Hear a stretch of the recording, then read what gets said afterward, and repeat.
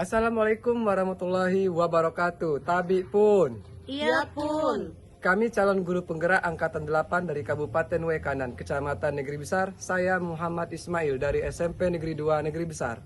Saya Leni Yulita Sari dari SDN 01 Kiling-Kiling. Saya Amelia Sari Amanda Kartika Putri dari UPT SDN 02 Negeri Besar. Di sini kami sedang melaksanakan tugas demonstrasi kontekstual modul 2.3. Selamat menyaksikan. Ya, Assalamualaikum Pak Ismail. Waalaikumsalam Bu. Apa kabarnya hari ini? Alhamdulillah sehat. Bu Amir kabarnya bagaimana? Alhamdulillah sehat juga Pak.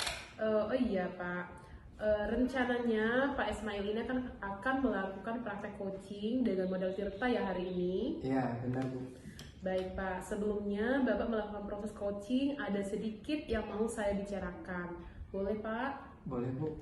Ya, nanti dalam proses coaching, praktek coachingnya ini, Pak Ismail dengan coachingnya Pak Ismail, saya akan mengamati dan menilai Pak Ismail sesuai dengan rubrik penilaian coaching. Saya akan memakai 4 kriteria ya Pak ya. Yang pertama kurang baik, yang kedua cukup baik, kemudian yang ketiga baik, dan yang terakhir sangat baik. Saya juga akan melihat seperti apa proses coaching yang dilakukan oleh proses coaching yang akan dilakukan, apakah sudah sesuai dengan alur Tirta atau belum, kemudian apakah Pak Ismail juga sudah menggunakan pertanyaan berbobot sesuai dengan kata kunci coaching, dan saya juga akan mendengarkan jawaban dari coach apakah sudah sesuai dengan pertanyaan yang nantinya akan Bapak sampaikan. Dan yang perlu diingat, Pak Ismail harus menyesuaikan juga nih dengan prinsip coaching, diantaranya ada kemitraan, proses kreatif, dan memaksimalkan potensi. Nah, mungkin sebelum Bapak melakukan proses coaching ini, ada sedikit nih yang mau saya tanyakan. Apakah boleh Pak? Boleh Bu. Ya, untuk yang pertama, kompetensi apa nih? Kompetensi coaching apa yang akan Bapak Ismail kembangkan dalam proses coaching kita hari ini? Jadi kompetensi coaching yang ingin saya kembangkan pastinya adalah kompetensi inti coaching. Yang pertama, kehadiran penuh. Yang kedua, mendengarkan secara aktif. Dan yang ketiga, memberikan pertanyaan berbobot kepada coach agar saya dapat mendorong coach saya nanti untuk menemukan solusi atas masalah yang dihadapinya. Baik, jadi Bapak akan mengembangkan ketiga kompetensi ya Pak ya, yang terdiri dari yang pertama kehadiran penuh, yang kedua mendengarkan secara aktif, dan yang ketiga memberikan pertanyaan yang berbobot kepada coach. Nah, di antara ketiga kompetensi tersebut, mana nih yang lebih spesifik yang akan Bapak kembangkan dalam melakukan observasi? Yang lebih spesifik yang akan saya kembangkan adalah mendengarkan secara aktif, kemudian mengajukan pertanyaan yang berbobot kepada coach. Baik, jadi ada 2 yang akan Bapak kembangkan, yaitu mendengarkan secara aktif, kemudian mengajukan pertanyaan yang berbobot. Nah, kira-kira indikator ketercapaiannya apa nih yang akan Bapak capai? Baik Bu, indikator kecapaian yang ingin saya capai adalah saya ingin coach itu mendapatkan solusi permasalahan dengan mengeluarkan solusi dari masalah yang dihadapi. Coach dapat menentukan aksi dari solusi dan dapat mempertanggungjawabkan aksinya. Iya, jadi indikatornya coach dapat menemukan sendiri solusi dari permasalahan yang dihadapi dan dapat mempertanggungjawabkan aksinya ya Pak ya. Baik Pak, terima kasih dengan jawaban-jawaban yang sudah Bapak berikan. Silakan Bapak melakukan proses coaching dengan sebaik-baiknya. Nanti setelah proses coachingnya selesai, kita akan mengobrol-ngobrol kembali ya Pak ya. Ya Bu. Oke, silakan Bapak melakukan proses coachingnya. Baik Bu. Terima kasih sebelumnya Bapak. Sama-sama. Assalamualaikum Bu Leni. Waalaikumsalam Pak. Apa kabar Bu? Alhamdulillah sehat Pak. Bapak sendiri gimana kabarnya? Alhamdulillah baik. Sesuai dengan kesepakatan kemarin Bu ya, katanya ada yang mau Ibu sampaikan atau ceritakan kepada saya? Iya Pak, betul. Ada sesuatu yang ingin saya sampaikan nih sama Bapak. Baik. Jadi apa yang ingin disampaikan oleh Ibu?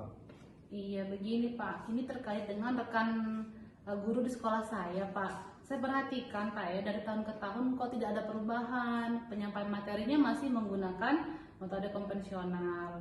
Ceramah lagi Pak. Padahal kan kita ketahui ya Pak ya, Perkembangan zaman yang semakin canggih, teknologi juga semakin pesat, tapi guru-guru di sekolah itu tidak mau Pak terjadi perubahan, jadi hanya mengandalkan metode konvensional saja, sehingga pembelajarannya jadi kurang bervariatif, seperti itu Pak. Kalau saya garis bawahi ya Bu, berarti permasalahan dari Ibu ini adalah pembelajaran dari rekan-rekan guru yang kurang bervariatif, gitu ya Bu ya? Iya Pak, betul. Jadi pembelajarannya kurang bervariatif atau media modelnya juga Pak masih memakai model-model yang konvensional, yang model lama Pak. Baik, kira-kira dari percakapan kita hari ini, apa saja sih Bu yang ingin Ibu dapatkan? Nah, dari percakapan kita hari ini, saya ingin mendapatkan adanya perubahan di sekolah, khususnya dalam hal penyampaian materi pembelajarannya Pak. Oke, jadi yang Ibu harapkan adalah adanya perubahan ya Bu ya. Kira-kira perubahan yang ingin Ibu lihat atau dapatkan yang seperti apa?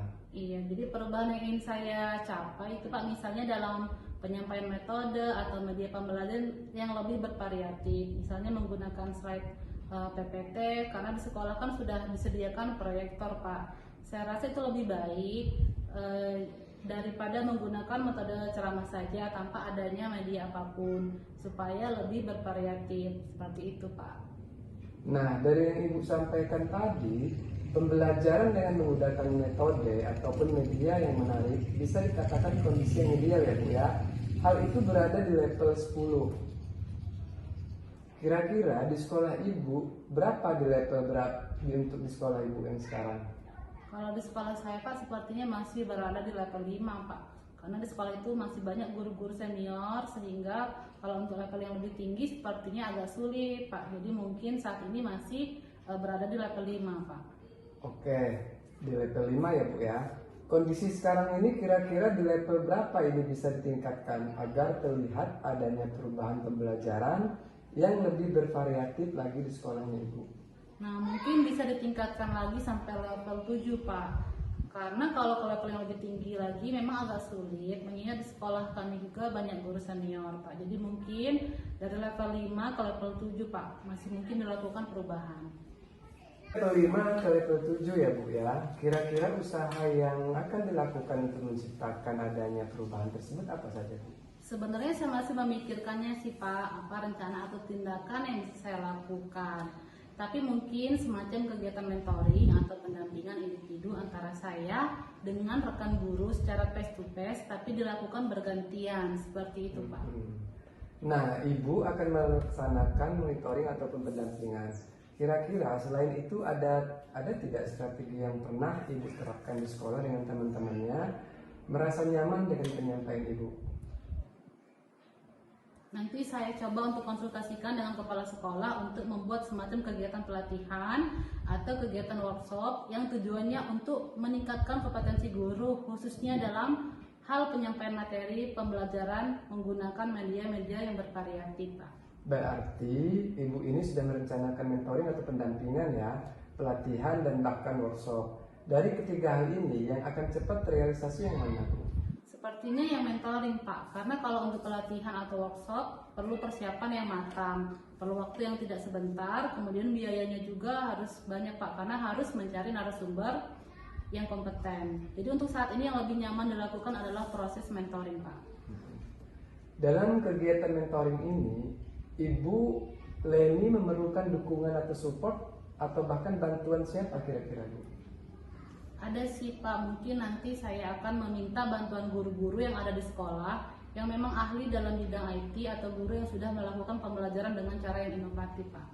Berarti Ibu sudah melakukan mentoring ini dengan cara berkolaborasi ya Bu ya dengan rekan-rekan guru di sekolah. Iya Pak. Kira-kira kapan ini Bu mau direalisasikan? Insya Allah secepatnya sih Pak, mungkin minggu depan saya akan mencoba berkolaborasi dengan rekan-rekan guru di sekolah saya Pak. Oke Bu Leni, kira-kira dari percakapan kita hari ini apa yang didapatkan? Saya mendapatkan gambaran bagaimana cara terjadinya perubahan di sekolah saya Pak, dengan cara adanya kegiatan mentoring, kemudian dibantu juga dengan rekan-rekan guru saya di sekolah yang memiliki keahlian di bidang IT.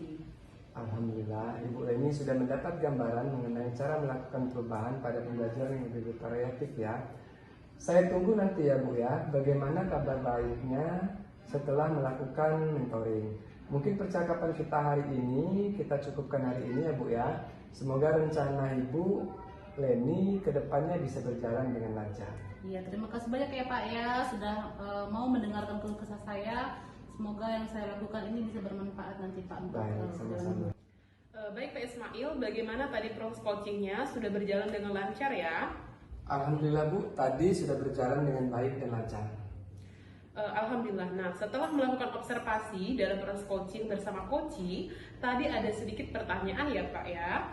Nah, yang akan saya tanyakan kepada Pak Ismail. Iya Bu. Pertanyaan yang pertama, apa saja yang sudah dilakukan pada saat coaching terkait indikator ketercapaian yang diinginkan? Baik.